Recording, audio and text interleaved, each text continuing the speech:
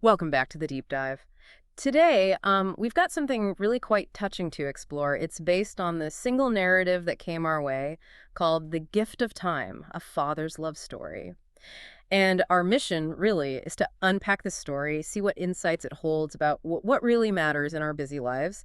All our material today is just from this one source. So let's get into it. It starts with Mr. Rahim. He's a carpenter, works incredibly hard, hmm leaves early, comes back late, often really tired, quiet, just trying to provide. Yeah, exactly. And you can picture his little boy, Arif, right? Just Mhm. missing his dad being, well, present. It's a familiar feeling for many, I think, that struggle, that balance between work and actually being there for your family. So what happens? What's the moment things change?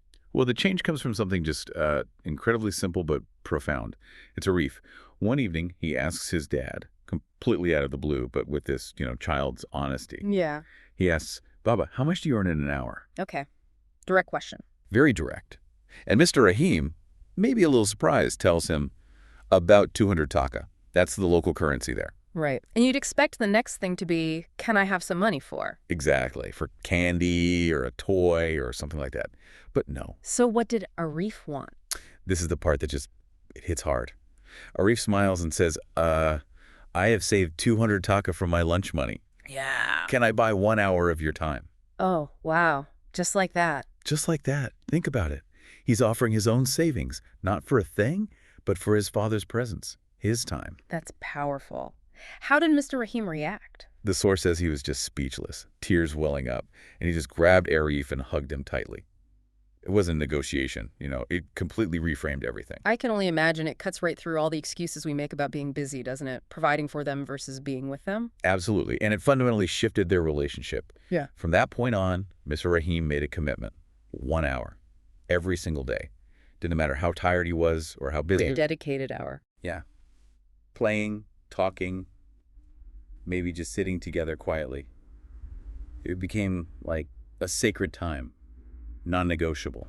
So the key takeaway isn't just about spending more time in general. I think it's deeper than that. Arif didn't just want more time, quantity-wise.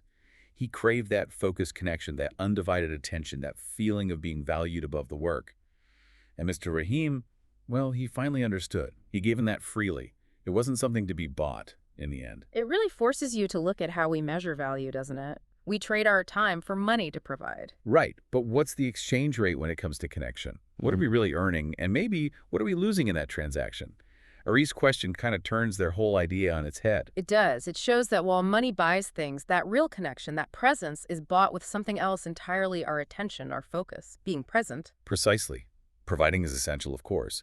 But this story highlights that presence might be just as vital, maybe even more so sometimes. So, as we finish up this deep dive, it leaves us with something to think about for you listening. In a world that often values things in terms of currency, time being this finite resource, what kind of taka, what kind of value are you really earning when it comes to genuine connection? And maybe more importantly, what are you truly giving with your most valuable asset, which is, your time? Something to definitely mull over.